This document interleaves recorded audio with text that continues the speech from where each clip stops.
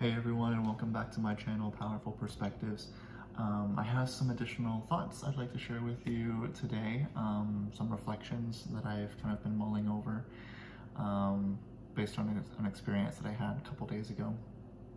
And I apologize because I'm probably going to read a couple of these thoughts again from the screen in front of me. I wrestle a lot with these videos about how to deliver them sometimes. I like just how personal and intimate, and just there's a different quality when what I share just comes naturally and is unscripted. It feels a little bit more immersive for me, and also I hope for the watcher, or those of you who are watching and listening. But then there's also the experience sometimes where I'm thinking about things, I'm ruminating about things, and ideas come to me a certain way. And they come to me not only as concepts and perspectives and ideas and insights, but they come to me somewhat as sound bites as well. Like just the way that they are formulated in my mind, it packs a certain punch, in my opinion. Just the way that it is worded, the way that it is conceptualized, I find value in that. And so I try to write these things down. Like I have like a notes, in my phone or whatever, that I just kind of like note down these reflections, and I try to get them I don't want to say as articulately as possible, but as clearly and powerfully and poignantly as I feel them in that moment. And oftentimes I'm given certain words or certain ways of expressing the idea that just kind of clicks with me. And who knows whether they click that way with, those of you who are listening or not. I hope that they do. And just because things are phrased or said a certain way doesn't mean that they can't be said another way and still have the idea and perhaps even much of the emotion get across that way. But I don't know, for me, I struggle with this a little bit because sometimes I will have things expressed a certain way or worded a certain way that just kind of resonates with me when I see it, like written down, when I read it again. And then if I go off script, let's say, or if I just kind of, because I usually come back and I record these videos outside of the moments often. It's not always like I'll get the thought or the impression, or I'll be reflecting like while I'm out on a walk somewhere, or like I'll have like a shower thought or whatever, right? Or like it might be like as I'm falling asleep at night, and just these thoughts kind of come to me in those quiet reflective moments when my mind is kind of just set free to just kind of wander, and things will come to my mind then, right? And so I'm not getting up and recording these videos at that time in those moments. It's often coming back. And when I come back in a separate moment, I might not always have that same energy, that same emotion that was there in its original state when I felt it the first time, right? Some of that tends to come back as I get into it and as I discuss and as I share. And I'm grateful for that, but it doesn't always flow as easily as it does the first time, because, yeah, I don't know, the inspiration isn't as fresh. It's kind of redone. And so, yeah, anyway, logistical concerns maybe. But I made the decision as I was kind of thinking about it this morning. I thought, okay, well, I think I am going to read kind of verbatim some of the thoughts that I have here, and then maybe I'll elaborate and add on to them and go off script a little bit here. But there are some important elements that I want to get kind of word for word a certain way, in hopes that they will resonate through that language for you, similarly as they did for me when those thoughts and reflections originally came to me. So the experience happened. I woke up one morning, I think it was like a couple days ago. I can't remember if it was like Sunday morning, Saturday morning, Monday morning. A couple days ago, woke up and I had a couple different dreams throughout the night. I'm a pretty consistent dreamer. Like I dream quite a lot. Varied levels of vividness and intensity. Sometimes it's just like I dream nonsense dreams. I have dreams that have like very particular connections with what I've experienced that day, or like they can be tied to different sensory experiences or you know, motifs or themes that kind of were touched upon throughout the day. And so I can see, okay, like definitely like this dream was like a conglomeration of like kind of like this collection or you know, like thinking like paper mache, like that, like a kind of collage of the experiences that I had throughout that day. But then I have other dreams also that have different significances. Some of them are very symbolic, very, very powerful, very insightful, sometimes inspirational and encouraging, sometimes warning. But anyway, so various kinds of dreams with various levels of intensity and emotion and depth. And I try to make a habit of, you know, recording dreams that I feel are important or meaningful or valuable. Because I want to I want to save these for myself. Sometimes I want to share them with people if it's, you know, relevant or helpful for me to do so. But I want to have a record of these things to help with my own memory, so I can go back and kind of, you know, work through them again and consider them again and benefit from that. But then also just to show myself and to show God that I appreciate the insight that's being given to me, that I value it, and I value it through guarding it, through keeping it safe, you know, through making a record of it, whether it be that I write it down, or whether I like do like a voice memo or something. I try to record it in some way. But it's a little bit overkill, I think, to do this with every single dream, right? And I was thinking to myself, you know, not every dream that we have is automatically meaningful, important, or insightful. And I might be I might be going against a little bit. So I was trained psychoanalytically. I attended a university in Berlin. It was called it still is called the International Psychoanalytic University of Berlin. And that's where I did my master's degree studies in psychology. So I didn't go through for full psychoanalytic training to become a psychoanalyst. That training takes upwards of 10 years, or like, you know, often it takes around 10 years to be trained as a psychoanalyst. So I'm not a psychoanalyst by any means, but I was trained and taught in the psychoanalytic, psychotherapeutic, psychodynamic perspective, right? Like that field or that paradigm of psychology. And within that tradition, it's quite common for dreams to be thought of as always holding something, right? Always being insightful or interesting. There's a lot of weight given to dream work, especially within the therapeutic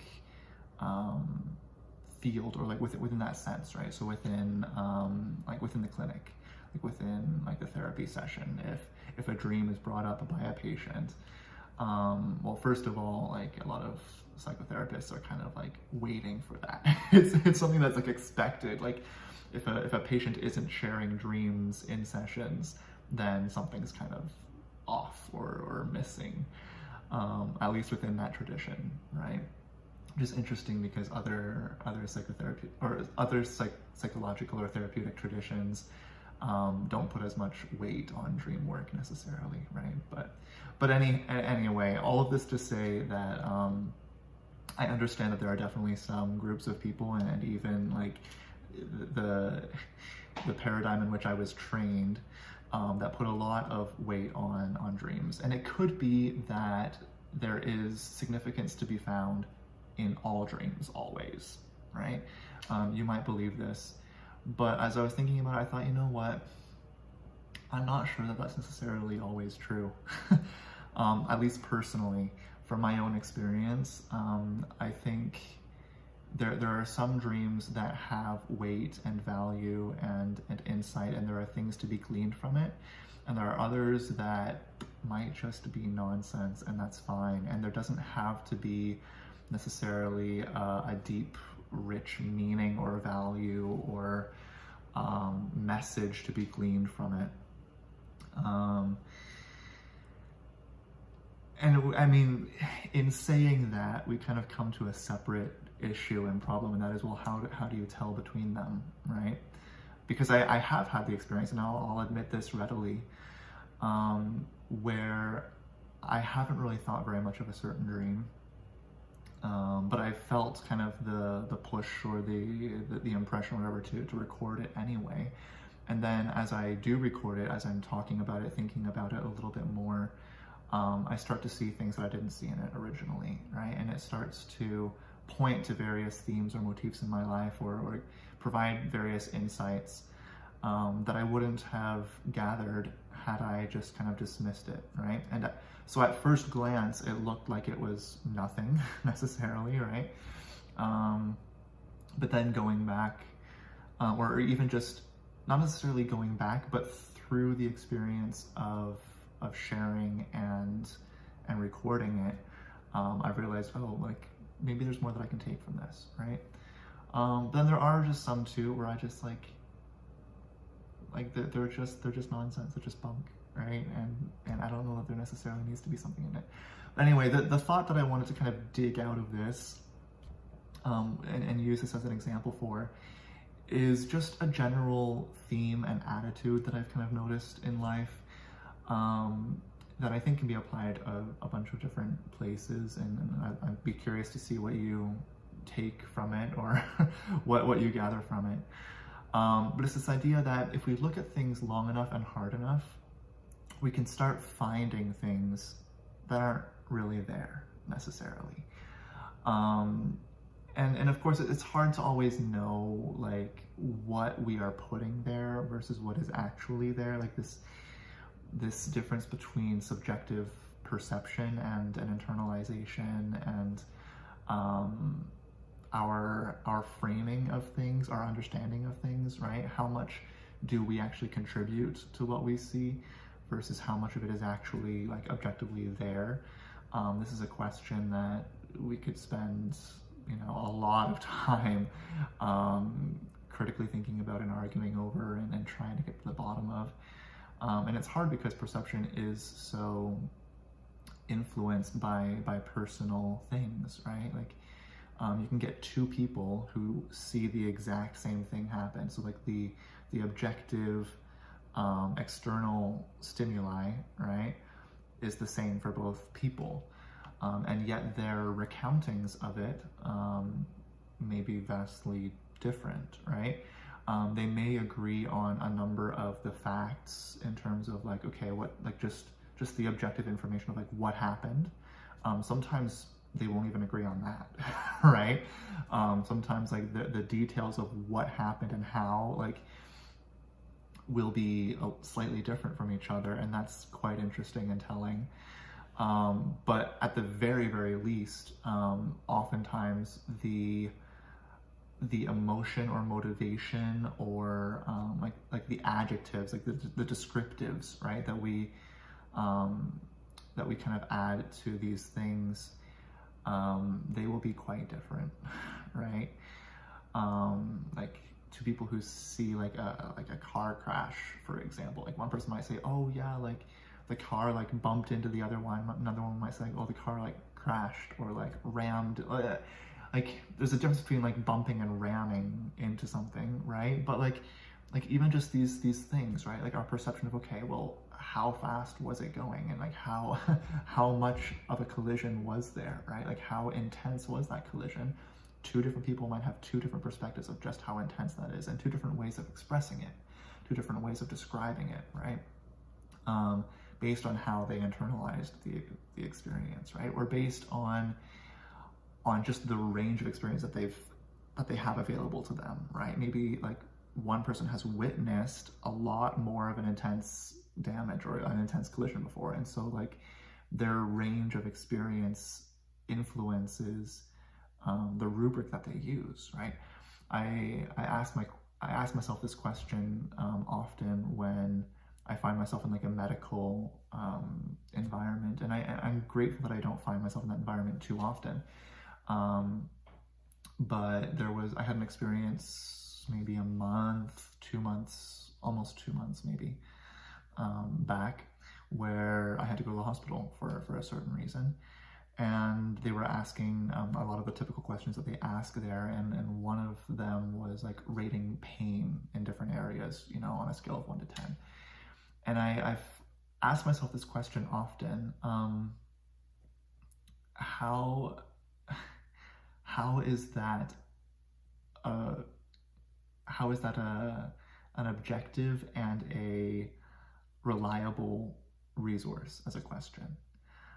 Because I just think to myself, like, we all have, like all of us as individuals, we have different pain experiences in terms of like our history of having experienced different forms of pain will be different, right? Someone who has broken a bone versus someone who's never broken a bone.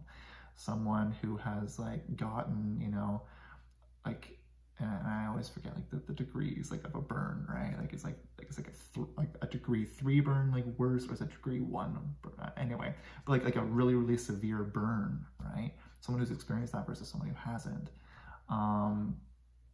Like someone who has given birth versus someone who has not, right? Like just different experiences that we have had or not had will contribute to our history, like our personal histories with pain. And that is going to influence and inspire, or what's the word I'm looking for? Not influence or inspire, but dictate. Yeah, anyway.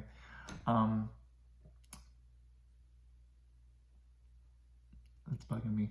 It might come back later. Anyway, it's going to influence our perception of pain, right? Because we have a different history, we have a different rubric there.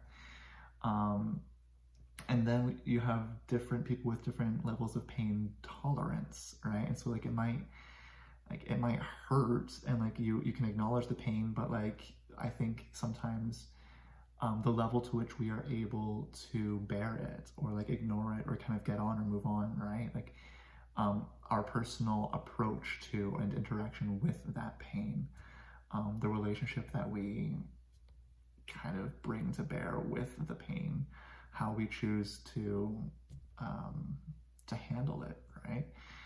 I think that also can influence our decision, right? Or like how we report it. And so I think about all of these things, I think, well, like with so much like personal difference, right? There's so much subjectivity.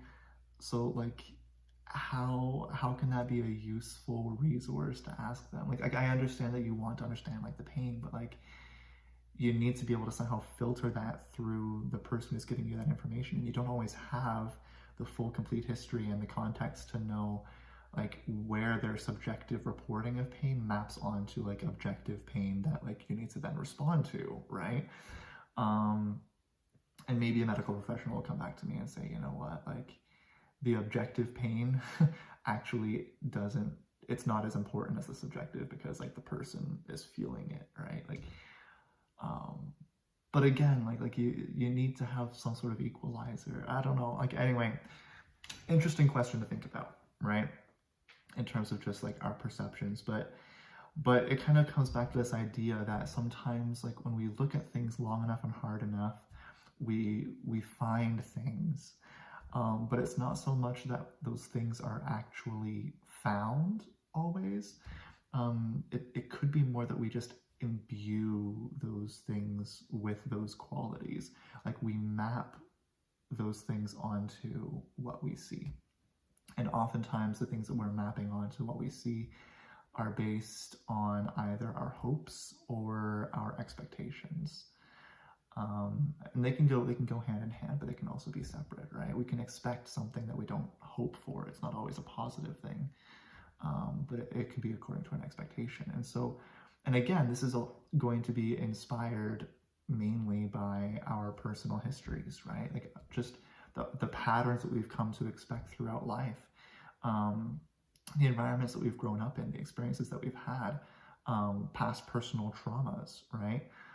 As well as just different learning experiences, things that we've been exposed to, positive and negative. All of this is going to influence our expectations, right? And that's going to flavor and change a little bit like our perception of things, and our perception of what we see, right? And whether or not it is there. I think we have a lot that we bring to the table and that we contribute to that. But it's interesting too, like on a kind of a second note, or building off of this, that these insights and discoveries, the things that we kind of see or that we perceive there, they take on a shape and a complexity that we feel some thrill or rush at unmasking and discovering them. All the while, it was our own mind that put them there in the first place. And so it's kind of this interesting paradox, right? That we feel like we are discovering something for the first time, and it's interesting and it's exciting and it's intriguing and it's thrilling, right? And we feel a sense of, I think it strokes in a sense our own egos, right? There's a thrill that comes from feeling smart and feeling wise through discovering and understanding something, especially in complexity. If you're able to see different levels of it, and just kind of like pick it apart and see how it all kind of builds together and how it's all like intricately woven together, discovering that and kind of traveling like through those different pathways, it can be exciting and it can be thrilling. But it's interesting to kind of think that a lot of that may not actually be out there. It may be something that we are actually bringing to bear on what is out there. And that complexity and intricacy that we're unraveling was actually raveled by ourselves to begin with. Like it was actually put there and kind of imbued into the external sensory world or experience by our subjective perception. And so we're kind of like, we're creating our own maps, our own mazes, our own puzzles that we can then solve for ourselves. And we do this in all sorts of experiences and environments. I think we do this often in relationships, right? And this can be like, I mean, it happens quite often in intimate relationships, like romantic relationships, but it can happen in our friendships as well, right? Or just our interactions with like acquaintances, even our business relationships, like with our colleagues. Certainly, well, maybe not so much within our families. I think within our families, we have hopefully a lot more of an idea of who these people really are, right? I think we're given more data to work with, right? Like there are things that we just kind of can't ignore the same way because we've had too much experience that has pointed to the truth of how a person is or isn't, right? But with really close friendships, like with our best friends that we've known for years, like you might have that level of insight with them as well. But there can still be things that can surprise you, right? And ways that you kind of come to recognize or consider or kind of discover that, oh, like I thought or I assumed this thing about you. I assumed that this was part of your character or part of who you are or how you are. And then something happens where you realize, oh, like that wasn't entirely accurate, and you have to shift your perception of that person, right? And sometimes this can be for better or for worse, right? And of course, like we have to ask ourselves like about that subjectivity of like what is better and what is worse, right? Like what rubric do we use to determine that? Because it's not always the case that those are objective labels either, right? They're a lot more like personally, individually, subjectively informed, I think. But we do this with our relationships, right? Like with the people that we interact with, we see things in them that aren't there. And oftentimes we see things in them that we want to see in ourselves or that we like in ourselves. And I'll go into that a little bit more in detail in a minute here. But oftentimes what we see in other people is more of a reflection of ourselves than it is of them to begin with. And so that's really interesting, right? We do this with people all over the place. Another place that we do it quite often is with literature. And this is kind of a thing that has been pointed out and kind of like joked about or played with, you know. There are some like TikToks or Reels or whatever out there where they kind of make fun of this, where they'll take like, you know, a book or something and they'll be treating it like an English class or like a literature class, right? And they'll read like a sentence like, John ate spaghetti. And then they'll pick it apart and say like, but what does that mean? Like John, why is his name John? Or could it be like standing in for something else? Could it be like a name that actually has like a different meaning? He ate the spaghetti. He wasn't looking at it. He wasn't smelling it. He wasn't admiring it. He wasn't twirling it on his fork, but he ate it. And spaghetti, what does that mean? Like they just go into like all of these, and it's meant to be a satire, right? Like a spoof. Like it's making fun of kind of our approach sometimes at how like we pick things apart, right? And sometimes in these reels, whatever, they'll show you like the before, right? And it's like the author who's writing, and they say, okay, let's keep it like super simple, like no hidden meanings, no ambiguities, you know, no symbolism. Let's just keep it like super direct and to the point. And then they write it that way, and then it says like, and then like modern teachers, you know, still picking it apart, still whatever, right? So we joke about this and we laugh about this within this context, within like, you know, a literature sense. But I don't think it just happens in literature. I think it happens in a myriad of other environments and experiences in our lives, right? Particularly with our relationships with other people. I think that's a huge place where we do this quite a lot, right? And we do it with other forms of art, right? And I think like, you know, if you look at film, if you look at music, if you look at like visual arts, right, in various different media, in terms of like whether that's like sculpture, whether that's like painting, whether that's like drawing, whether it's like whatever, right? Like, but like you're more like, well, they call it in some languages they call it like the plastic arts, but like the visual different forms of art, right? Dance, we could say, like, I mean, it's music, but it's also a visual form of art. We can say that, like, okay, within art, it's meant to be interpreted, right? Like, you're meant to kind of look for things and find things, right? But then we have the interesting question too of, like, this phenomenon still applies, because part of art can be, and some might even argue that it is or should be, what the audience brings to the experience, right? Like art it's fundamentally a relationship in a sense between artist and viewer, consumer, like the person who's participating, right? Like who's appreciating the art. But there's this kind of interplay between what the artist is trying to convey.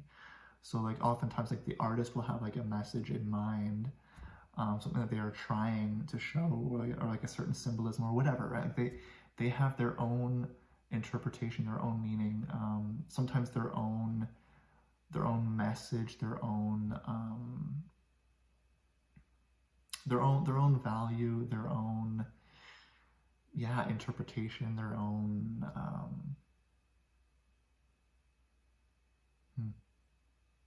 trying to find like a better, richer word, but anyway, it's all of those things, right? Like they have what they are trying to convey sometimes, right?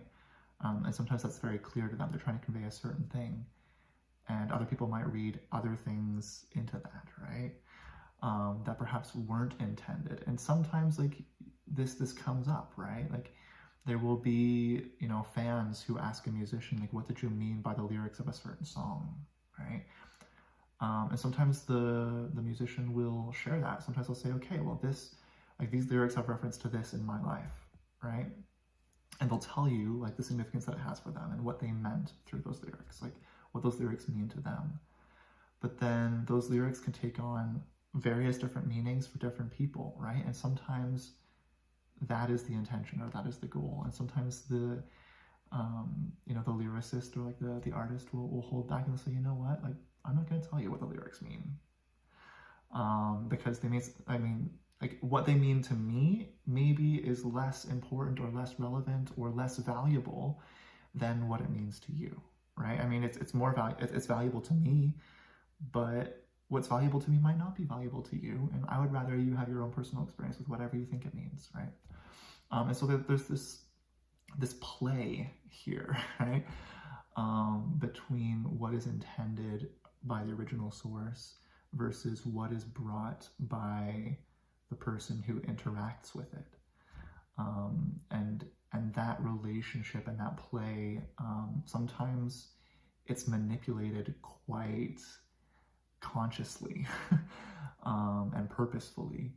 Other times maybe not so much, right? And so like art is kind of a special space where sometimes the whole point of it is that we are supposed to bring our own interpretations and kind of map that onto what we see or what we perceive or experience, right? But there are other places where maybe that intention or that process isn't as welcome, and perhaps isn't as productive or helpful. So this brings us to like kind of the last point, and that is just kind of this experience in general. So within this psychological like world, within that discipline, within the discipline of psychology, we describe this experience that I've been talking about as projection, and more often than not we talk about it like within individuals, right? We can have projection with art and stuff too, sure, but the idea of projection, and when you hear that word projection in psychology, what we're referring to more often than not is something negative, unbearable, and intolerable that we unconsciously realize about ourselves. I'm sorry, I had an alarm that went off and interrupted the video, so I need to restart here. But what I was saying earlier was that projection within the field of psychology is understood normally as something negative that we unconsciously, or sometimes pre-consciously maybe, to use a psychoanalytic word as well, we kind of like, there's a part of us that recognizes this about ourselves, but it's too traumatizing, too harrowing, too negative, too painful, that we can't bear the pain of bringing it to the surface, like to consciousness. And so instead of recognizing it about ourselves, we project it outward onto other people, right? And so, for example, maybe I know and I recognize that I am an impatient person, right? And I don't like this about myself. I don't like how impatient I am. But a lot of this is like unconscious, right? So like I have this kind of feeling, but like I have this wrestle with my own impatience, right? Like it's something that I don't want to admit about myself, or that I don't even necessarily recognize about myself consciously, because it's something that's too negative for me to be able to tolerate in my self-identity, right, or my self-perception. And so that might manifest by, you know, like maybe I'm out like at a mall or something and someone's waiting like in line to get their items or whatever, and they're being like super impatient. They're like trying to cut in line, whatever, right? And I get really upset and angry at that person for cutting in line and being so impatient, and I kind of grumble under my breath, oh, like that person's like so impatient, you know. Meanwhile, the reason that their impatience bothers me so much often is because it's something that bothers me about myself, right? So like, we kind of have this idea with a lot of like in psychology, we kind of call this projection. Negative things that we recognize to some extent within ourselves, not consciously, but there's a part of us that doesn't feel comfortable with that thing, and we recognize it more readily in others, right? We tend to kind of hyper focus on it, or we tend to be more aware, like our awareness of those attributes in other people is heightened because it has a heightened personal relevance to us, right? And oftentimes we won't associate that with ourselves, but it can be found there a lot of the time, right? Because it stands in opposition to the opposite, which would be indifference, right? Like any strong, deep emotion stands in opposition to indifference, right? Like if you don't care about something, if it just doesn't bother you, doesn't faze you, you don't even really consider it or think about it, right? Then it probably doesn't have so much personal significance to you, or like it's not something to worry about, right? It's not something that you are overly concerned about. Whether because like you just don't pay attention to it, or you don't value it, or you are comfortable enough in where you stand in relation to that thing that it doesn't require too much additional focus or attention, right? But those areas where we have like really strong emotions towards something, it's usually because it either like it infringes on a moral or value that we hold dear, right? Or there could be something potentially within ourselves that we don't like, that we see, you know, manifest kind of outside of us, and it's kind of acting as a little bit of a call to repentance, a call to action, a call to change in our own lives. But we tend, like within the field of psychology, we tend to talk about projection mainly in terms of the negative aspects that are like too harrowing, too intolerable, unforgivable, too bad, right? For us to consciously recognize and acknowledge within ourselves, and we tend to like kind of force that outwards. But I think that the same thing can be applied oftentimes with positive things. There can be reasons why it's difficult for us to recognize and acknowledge and really value and internalize some positive aspects of ourselves. Maybe because these positive attributes were seen as not being very important or not being very valued by like the people around us. Let me think if I can give an example. Maybe there's someone who is really gifted artistically, right? Like they're just a genius and like a natural artist of some sort, music, you know, plastic arts, whatever it might be. But they're just a natural born artist, right? But let's say that they're an artist born into a family of engineers, mathematicians, scientists, right? People who value a different form of knowledge and skill, like a different skill set, right? Maybe that person grows up and they're kind of maybe not ashamed of their art, right? But they don't recognize how good of an artist they are because they never really got that recognition and that validation from their environment, right? The environment that they grew up in didn't value art, right? Maybe they were of the opinion that, oh, well, you can't make a living off of art, or you can't whatever, right? Like or like art isn't important, it doesn't contribute to society valuably, it doesn't make things, it doesn't whatever, right? Like maybe these are the messages that that person heard all growing up. And so that gets internalized, right? And they still have like a proficiency and a natural talent for art, but it hasn't really been practiced, it hasn't been valued, it hasn't been encouraged in the environment that they grew up in. And so they don't really recognize that in themselves, right? And maybe they downplay how good they are in their art. You know, if someone like, maybe they still sketch, you know, like as almost like a habit or a tick in some ways. Like they try to find a bit of an outlet, even though they might like, you know, downplay it, or they might be ashamed of it or whatever, but maybe they still kind of practice. And then someone comes along and says like maybe like they're writing notes, you know, like there are people, and I'm not saying that this is the case with everyone who doodles on their note pages, right? But I think many of us know people who like will be taking notes at university or like at school, right? And they'll draw pictures on their papers, right? And they'll just be kind of doodling. Sometimes like it helps people to focus, you know, it helps them to concentrate. Could be many reasons for why someone does this, right?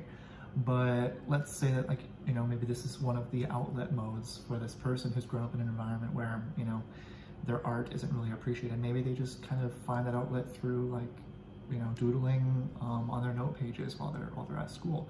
Maybe someone comes and sees it and says like, wow, like that's really incredible work. Like you're a natural, like you're an incredible artist. And the person will say, oh, well, no, not really. Like, I don't think so. Like, you know, but that person, like who is that natural artist, might also like be hyper attuned and hyper focused to other artists and just how incredible their artwork is, right? So they see that value and they recognize that talent in others, but they aren't really able to recognize it in themselves, right? They aren't able to value it and to acknowledge it and to recognize that in themselves, because they haven't really had an environment that has shown them how to do that, right? Or that has made it safe and acceptable to do that, to acknowledge and recognize and value and validate those things that way, right? And so this can happen with positive things too. I think just as much as we tend to see the negative things in ourselves that we don't want to see in ourselves, but like, you know, we have a hard time recognizing that those negative aspects. We see those very loudly in the people around us. I think it can work in a similar way with the positive, right? Those things that we have a harder time seeing in ourselves as positive attributes, those positive things we have a harder time recognizing, but that we nevertheless value, right? That we're not indifferent about them. They matter to us. And because they matter, we kind of judge ourselves somewhere on that scale, but we judge ourselves more conservatively, perhaps. We also, I think, will tend to see that and value that more in other people, right? So we have the positive and the negative in terms of like projections here. But I think there's like a third alternative too, and it may be that there are things that we read into people or situations that we kind of see there, right? Things that we kind of imbue into our environment or into our external, you know, sensory perception. That isn't necessarily negative, it isn't necessarily positive, like it doesn't have to be negatively or positively charged. It might just be that we find it interesting, right? Like it doesn't necessarily have to be positive or negative, it could just be interesting, it could just be curious, it could just be thought-provoking, right?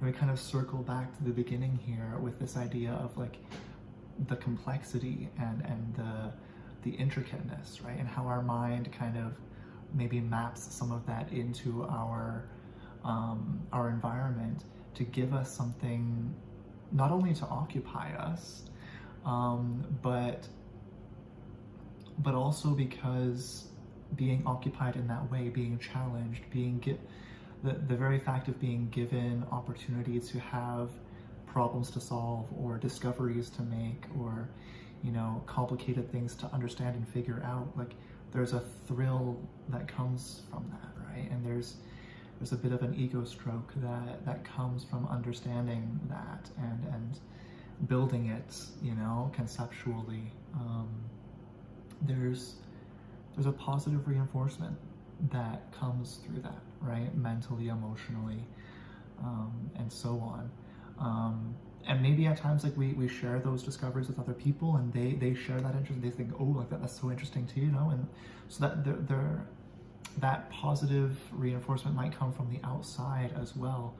But even without that, I think there's significant positive reinforcement just internally, personally, through just the thrill of discovering something new, even if it's not necessarily there objectively. And even if we can't necessarily consider it new because it has its genesis in our own minds to begin with. And we just don't recognize that connection. And so, interesting thoughts, perspectives. And I'm not here necessarily to say that everything that we see out there in the world that isn't necessarily there comes from us. I'm a religious individual. Like, I believe in spiritual things and spiritual matters too, right? Like, I think we can be inspired and receive impressions and thoughts of things that we don't always see out there. But that doesn't necessarily mean that it has to come from us either, right? It could come from somewhere else. But it comes through us more often than not, right? In those moments where we recognize and kind of see that there. So yeah, just some reflections that I had, you know, that what we see isn't always a clear reflection of what's actually there. It's more informative, I think, of our subjective experience with what is there. And that doesn't make it any less valuable. I would actually argue it's the opposite. We live in a world that tends to put the importance and the value on the objective, right? I'm gonna go out on a little bit of a controversial limb again with science, right? There are things that I like about science. There are a decent number of things that I like about science, but science kind of has, and scientism, you know, as an epistemology, or as like a way of gathering information and discerning truth, tends to focus on and kind of prioritize and praise this idea of objective truth, right?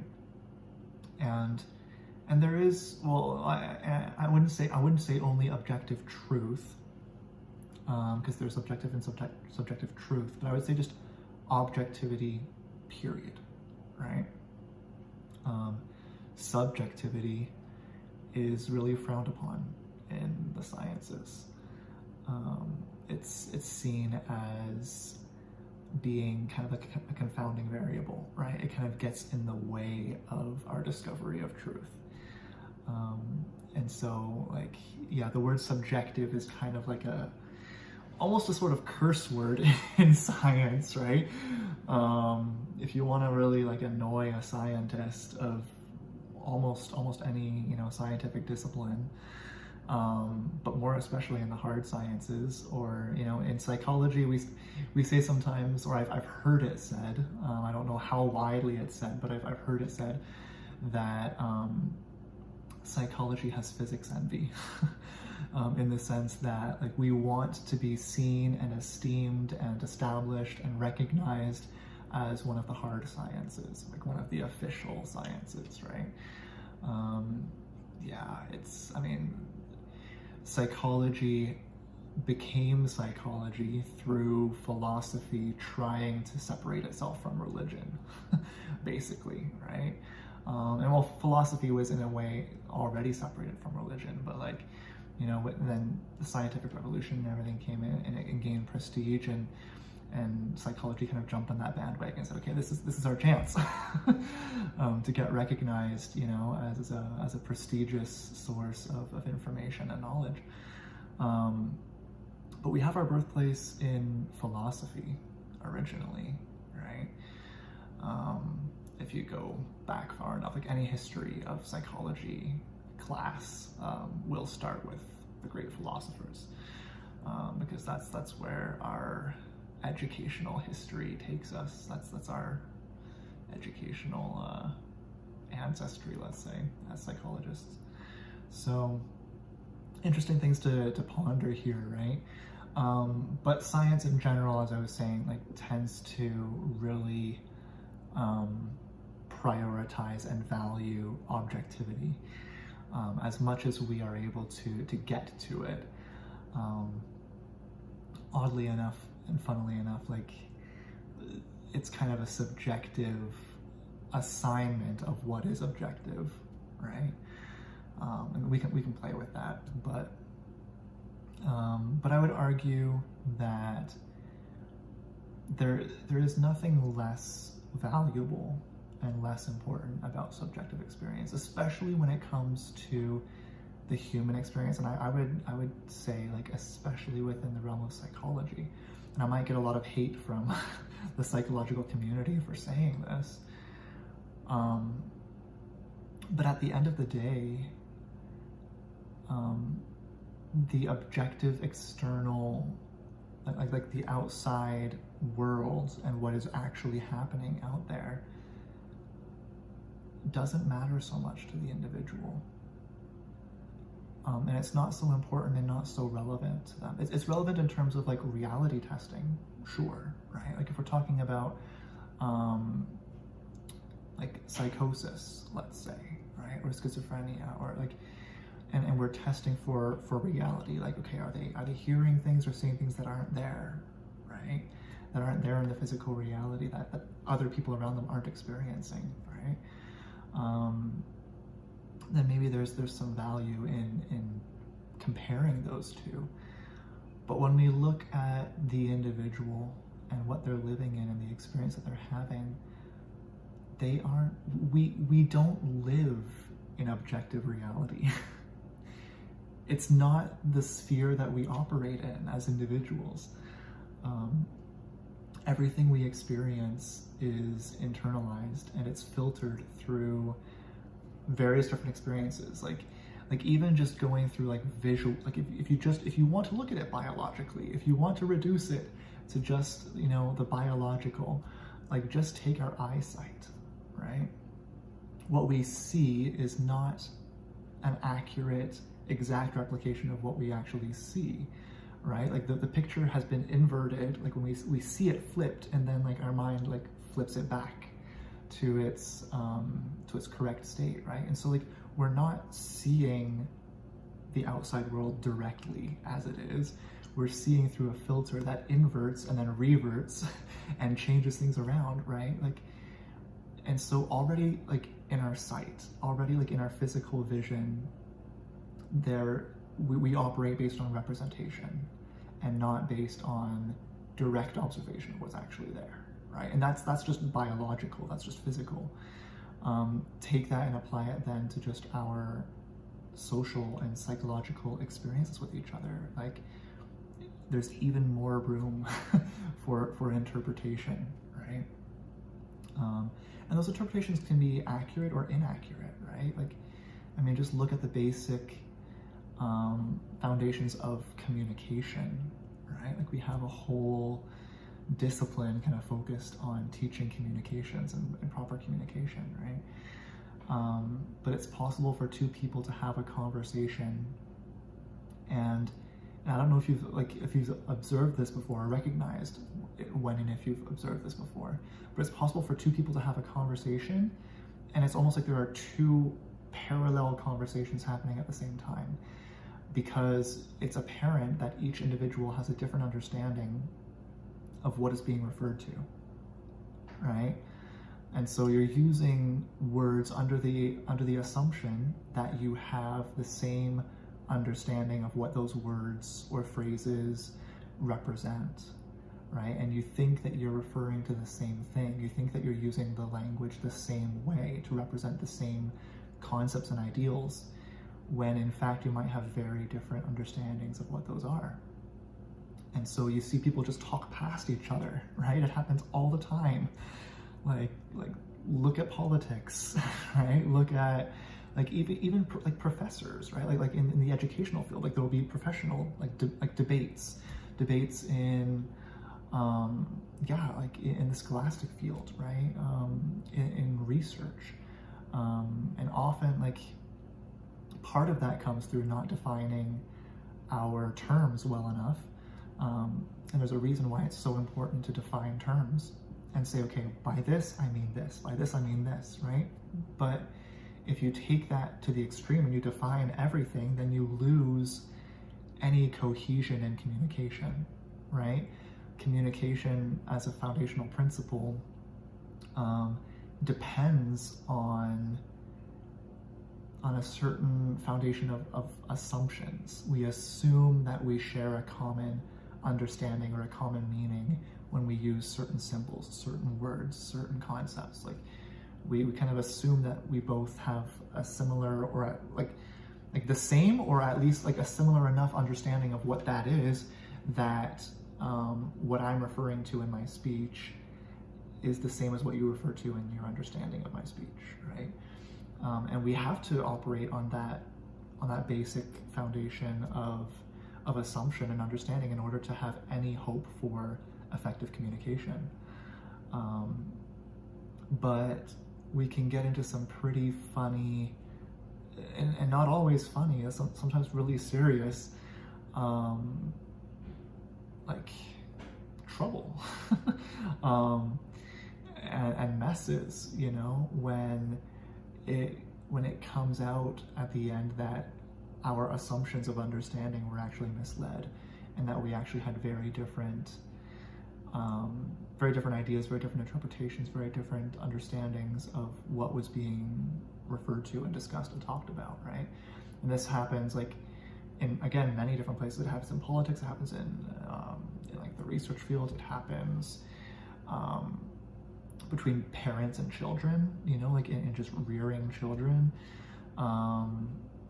It happens, and obviously it happens interlinguistically, right? Between people of different languages, it's even harder because you have a different language system that you've built your understanding on.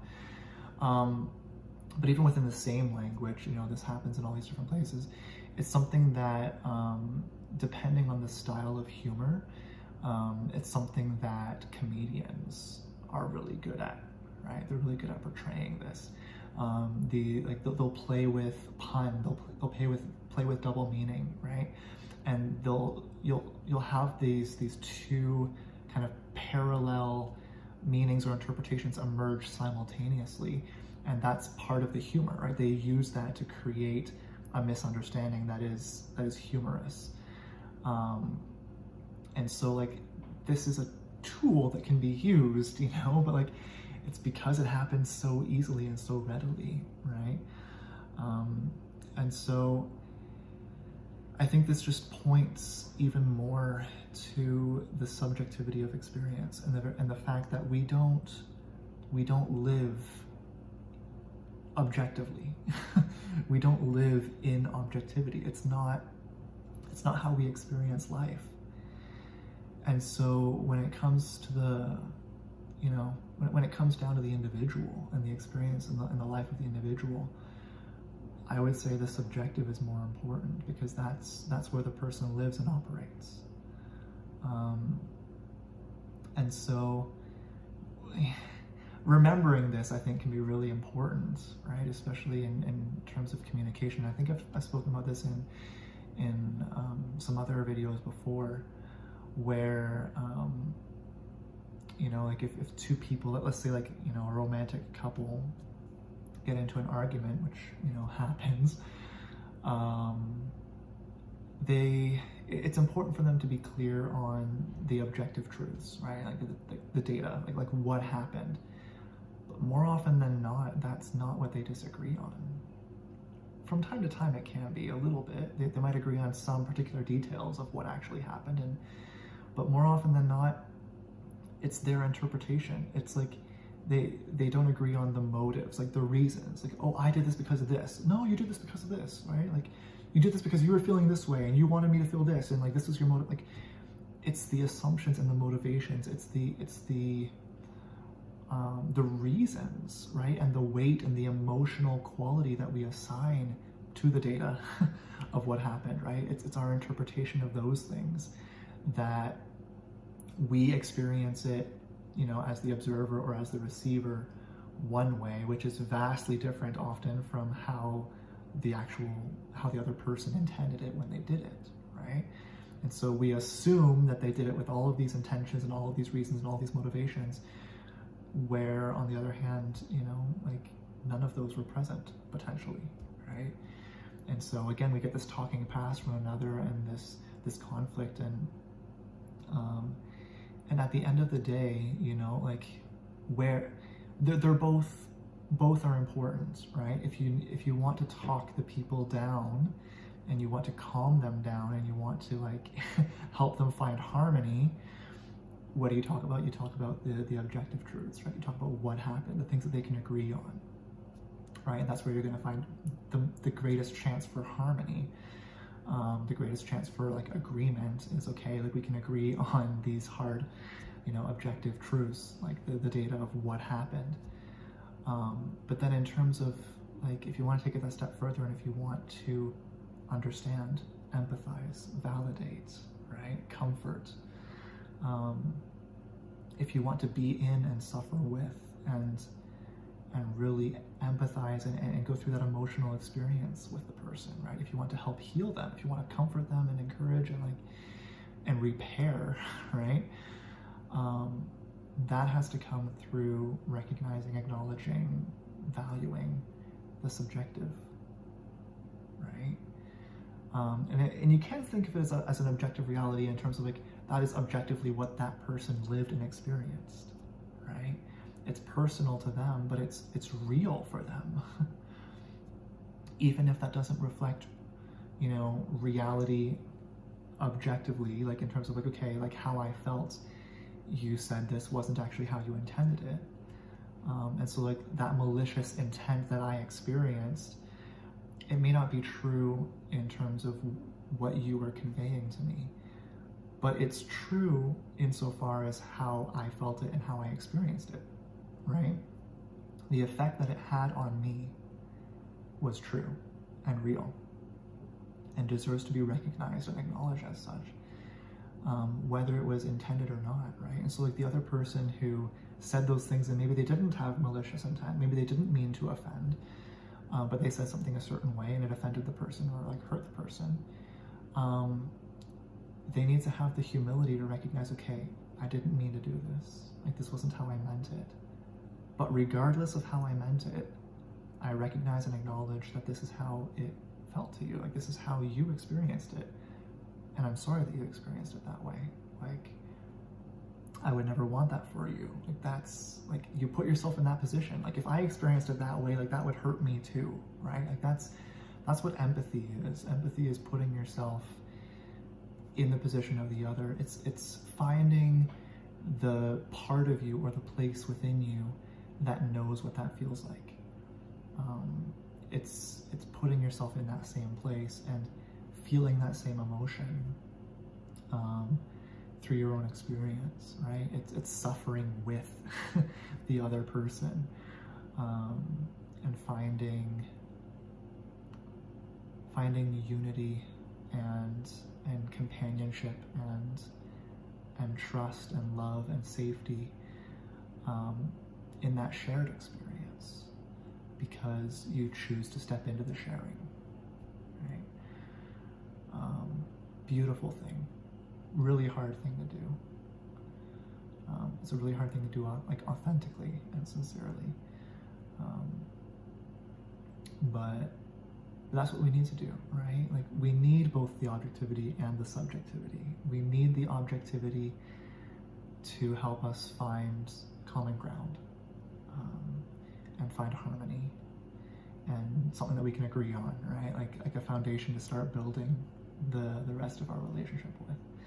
and rebuilding, you know, trust, joy, safety, these other things. But then the moment that we want to actually understand the other, there's nothing objective about that. The moment we want to understand the experience of the other is the moment that we take a step into subjectivity. We have to, right? There's no other way to do it. And I would say that that's incredibly valuable. It's essential. It's essential to, like, it's foundational to human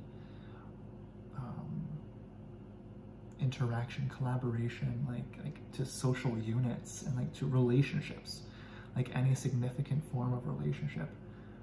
It's essential, whether it's a positive or a negative relationship, because you can have negative relationships too, but they also depend on that subjectivity, right?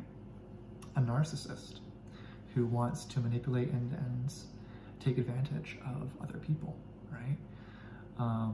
They need to step into the subjectivity of the other, right? They don't do all of this consciously, or, you know, and it may happen on purpose, or maybe not so much on purpose, right? But they have to, like, unavoidably step into the subjective experience of the other and have enough of an understanding of that to be able to operate within it and use it to their own gain, right? And so, like, any form of relationship and interaction that we have with other people, if it's going to be